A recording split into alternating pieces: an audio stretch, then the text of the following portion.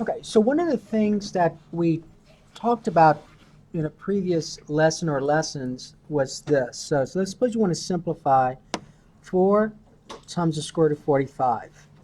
And that was one of the things you had to turn in today. So how did you simplify 4 square root of 45? What did you do? What was the process? Have to find the largest square number that would Perfect square, the largest perfect square that goes into 45, because you want to see if you can simplify the square root of 45. And you can, because what's the largest perfect square that goes into 45? 9. So what you have is this, you have 4 times the square root of 9 times 5, right? Okay, then what you did next, and you could have skipped some steps, but what some of you probably did, if you want to write the steps, was you wrote this as 4 times the square root of 9 times the square root of 5, right? And then remember, we chose 9 as the largest perfect square, so that means that when I take the square root of 9, I get what number? 3. So this becomes 4 times 3 times the square root of 5. And so what's 4 times 3? So you get 12 square root of 5. And we tend to put the square root of 5, or the radical, at the end of the expression. All right? So remember, multiplication is commutative, so the order in which you multiply does not matter. So for some reason, I'm hoping you don't, but if for some reason you said the square root of 5 times 12, then I really could not take off any points, although that's not how we write it. You understand that we prefer that the square root or the radical, cube root, fourth root, whatever it is at the end of the expression. Okay? So number 2 now listen carefully, number 2. In a previous worksheet, on a previous worksheet, you had something like this, the square root of a negative 9. Do you remember what you wrote? It's not Not a real number, because there's no real number times itself that is negative 9. Because a number times itself, a real number times itself, is always going to be positive. So that's where you said it was not a real number. Remember that? But now we're getting to a situation where we need to define, we need to actually simplify the square root of negative 9. We got to find a way in which to do that. We know it's not a real number. That is true. But there are other numbers out there besides real numbers. imaginary numbers. Imaginary numbers, very good. And in college algebra, you're going to see imaginary numbers again. Okay, so there are other numbers besides real numbers. And one of them is imaginary numbers. And that's the one you got to focus in college algebra and in the end of this course, imaginary numbers. So let's talk about that, and let's talk about why we need imaginary numbers. Here's why we need imaginary numbers for the most part. Suppose I asked you to solve x squared equal 9. Solve this equation, x squared equal 9. Now, first of all, what kind of equation x squared equal 9? Quadratic, all right? And this one's written in such a way to where you can actually guess the answers, guess the solutions. What number times itself is 9? 3? And a negative 3 as well, right? Because a negative 3 times a negative 3 is also what? Positive 9, and 3 times 3 is also 9. So in terms of solutions, your solutions would be a 3 and a negative 3, right? But what if you had this, number 2, x squared equals a negative 9? What do you think those solutions are? Huh? I can't hear you. In terms of real numbers, yes, that is true. There is no real number times itself that's a negative 9. So, for example, in the previous class, there were some students that were saying negative 3. Well, no, negative 3 is not a solution to this equation, because what's a negative 3 times a negative 3? Positive 9, and that's not what that is. So there is no real number times itself that is that is negative. In fact, every number times it, every real number times itself is what kind of number? Positive or zero. 0 times 0 is 0. So we got it, but we still want to solve this equation. So now we have to come up with a different numbering system, another type of numbering system. And so to handle this kind of equation, we're going to define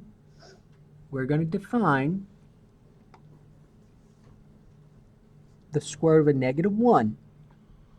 The square root of a negative 1 to be the imaginary unit I. So the square root of a negative 1 is defined to be I. So now that we've defined what's called imaginary numbers now,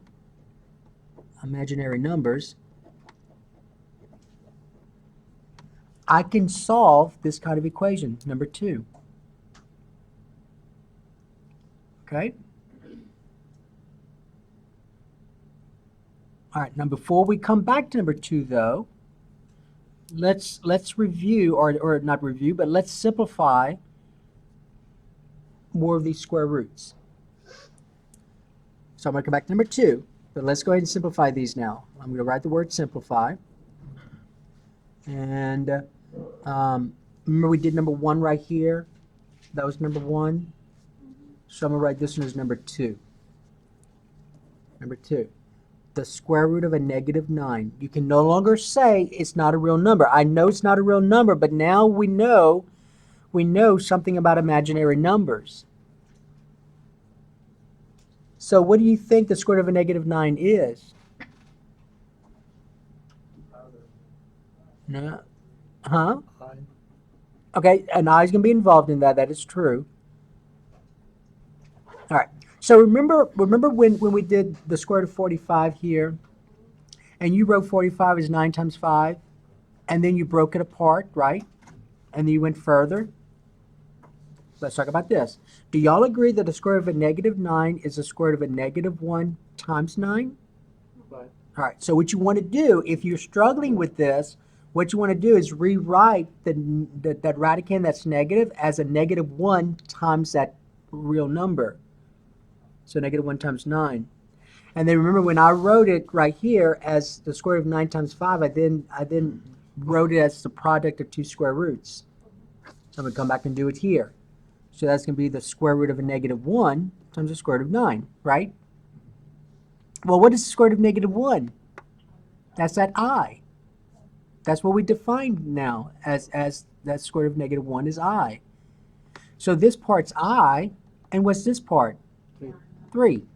No, not 9. Square root of 9 is 3. But the way we prefer these imaginary numbers to be written a certain way. So you see how I have it as I times 3? If you left it as I times 3, I wouldn't take off any points. I couldn't. But that's not the way we write it. We write I times 3 as 3I. Just like on that worksheet that you turned in today, when you wrote the answers, I told you when we went over it previously, always write the square root at the end. Always write the radical as the end. So when you did this one, just to remind you,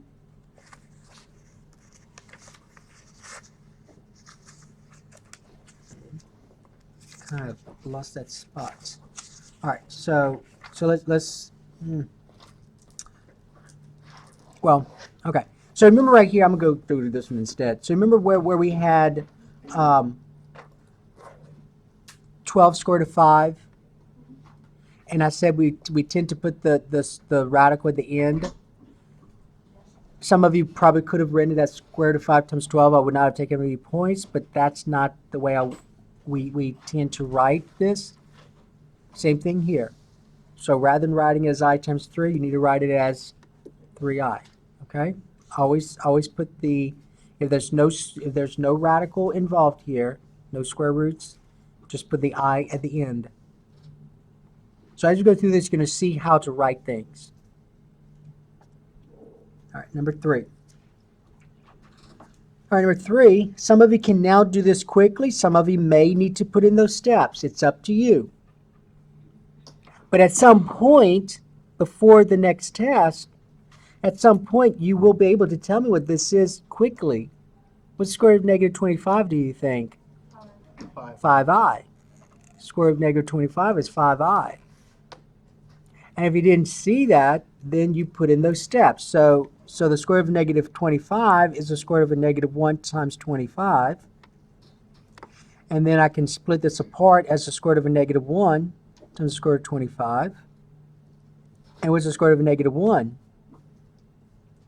I. And what's the square root of 25? 5. But we prefer the answer written as 5i. Okay? Number 4. Square root of 49. What's that answer? Ah, good. In the other class, someone said 7i right away. But it's not 7i. That would be 7i if this was the square root of a negative 49. So the square root of 49, that's a real number. What's the answer? 7 only. All right. Let's look at number 5.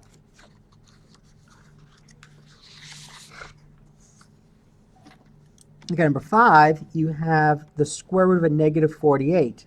Now, what's the difference between that one and the previous 3? Because though the previous 3 involved perfect squares, 48 is not a perfect square. Now, keep in mind, though, we are taking the square root of a negative 48, so that is going to involve what idea? What kind of number? Imaginary number. So that's going to involve that I, the imaginary unit. So what I would do here is just like we did a while ago, I would write this as the square root of a negative 1 times the square root of what? 48. Okay? That's the way I would do it. This, in terms of steps, that's the way I would do this. Square root of a negative 1 is I. So I know that one's I. Okay? Now let's talk about the square root of 48.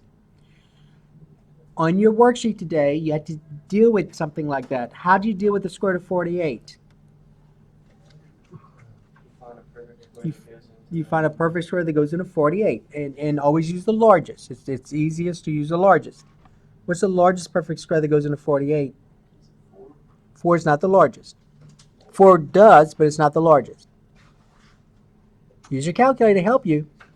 16. Because you see, if you set 4, and you did 48 divided by 4, what'd you get?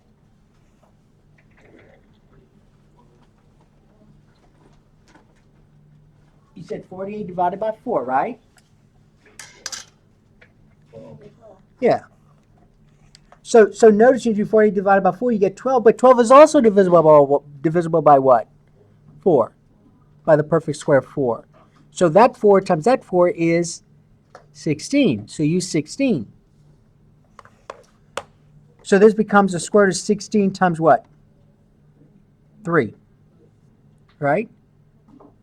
And if you need to write out the steps, you can. If all you need to do is just remind yourself by circling this square root of 16, since that's a perfect square. What's the square root of 16? 4. But really what's happening is this becomes I times the square root of 16 times the square root of 3, right? You don't have to write all these steps. But what is the square root of 16?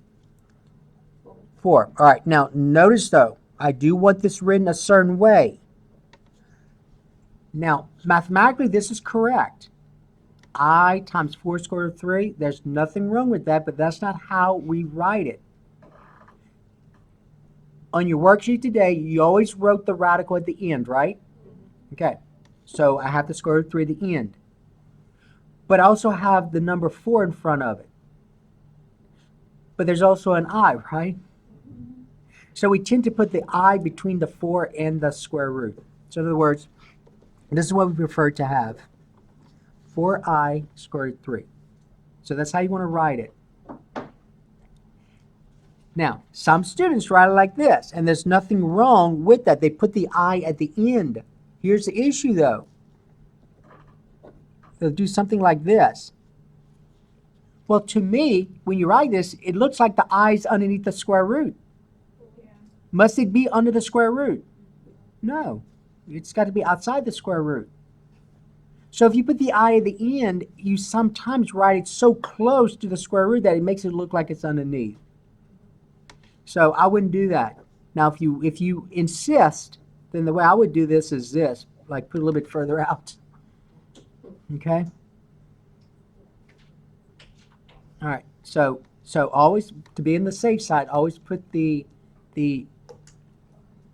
I between the 4 and the square root of 3. Never put it on the outside. I mean, behind the square root, because sometimes you write too close to where I can't tell whether it's outside or inside. All right, number 6. All right, number 6, you have the square root of a negative 12. So that one's a little bit easier than number 5. Can I simplify the square root of negative 12? Yeah. First of all, I am taking the square root of a negative number, so I will. Is this a real number or an imaginary number? Imaginary. Okay. So that's going to be the square root of a negative 1 times the square root of 12. And what's the square root of negative 1? So I get I square root of 12.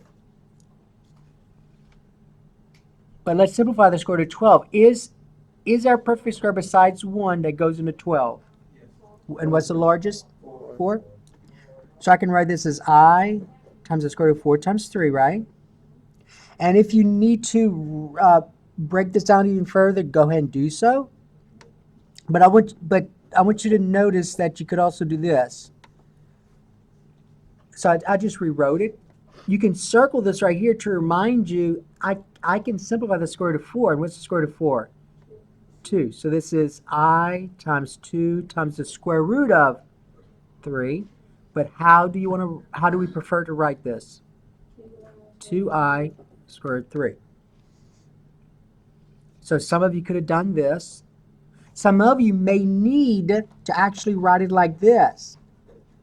See how I wrote it square root of 4 and square root of 3? It's up to you. Some of you don't have to write any of that. Some of you can come up with the simplification pretty quickly. What's the square root of 4? So that's I 2 square root of 3, which is 2I square root of 3. Okay? So the work you do, just do enough to where you can get to the correct answer without messing up. Okay, number 7.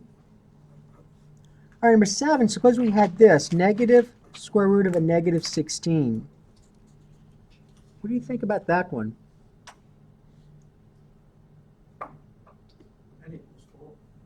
So probably what you did was you said, all right, well, that's the opposite of a negative 16. So he's saying this, I think. He's saying that this means the same thing as square root of 16. That's what he's saying. I'm disappointed in you. It's not. Would be negative 4i. Negative 4i, very good. Yeah. So you're taking, it's kind of like saying this, okay, listen. It's kind of like saying the square root of 16. So you got to do the square root first. What's the square root of 16? 4, so this would be what? Negative 4, okay, if that was the case. But this is not the square root of 16, but the square root of a negative 16. So what I would do is I would cover the negative out here and then deal with the square root of negative 16 first. What's the square root of negative 16? I was hoping you'd be able to do that quick. 4i. That's 4i. Because the square root of 16 is 4, and the square root of a negative 1 is I. So the answer, though, becomes what? Negative 4i. Negative 4i. That's your answer. Okay? All right. Now, don't confuse that with something like this, where in a previous course you had something like this. See this right here? Oh, let me do 16. Where you had this. Now that is what? Positive 16, because that means the opposite of a negative 16. And the opposite of a negative 16 is 16. This right here means the opposite of the square root of a negative 16. And the square root of a negative 16, first of all, is 4i, and the opposite of 4i is a negative 4i. All right, so you got to make some comparisons to what you've learned in the past. Okay, number 8.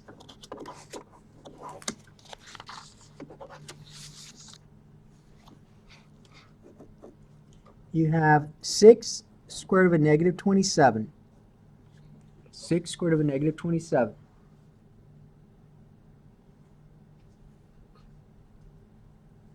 What are you going to do?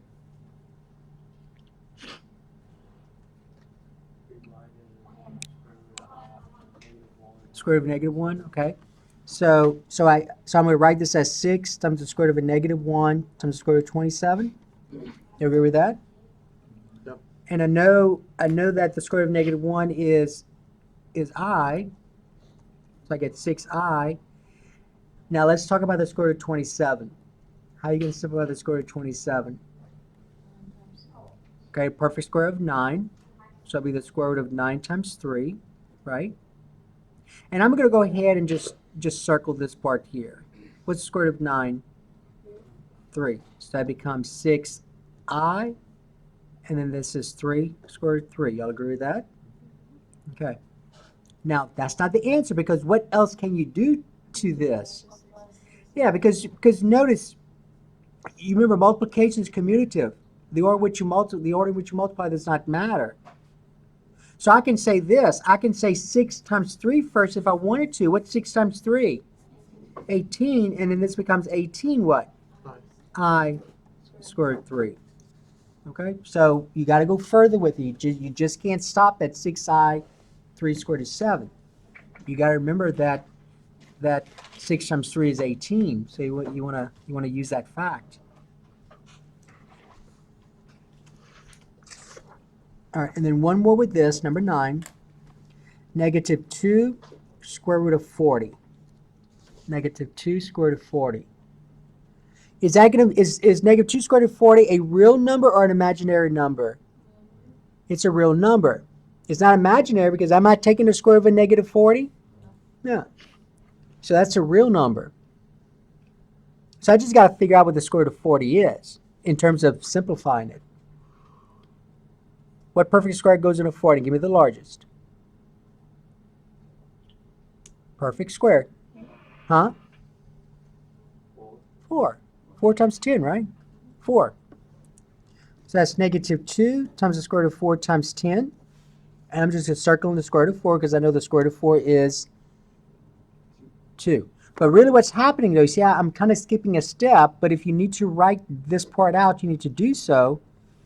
So this becomes negative 2 square root of 4 square root of 10. And the square root of 4 is what? 2. So that's negative 2 times 2 square root of 10, which is what? Negative 4 square root of 10. So if you have to write it out like this and do so, if you can circle the perfect squares, then do that as well. So that's negative 2 times 2 square root of 10, which gives me negative 4 square root of 10. Okay? All right, so that's simplifying radicals involving imaginary numbers. All right, so that's all it is. So by definition, all you got to know so far is this. By definition, the square root of a negative 1 is defined to be I. Defined to be I. So it's an imaginary unit. Okay? All right, so that's going to take care of this part.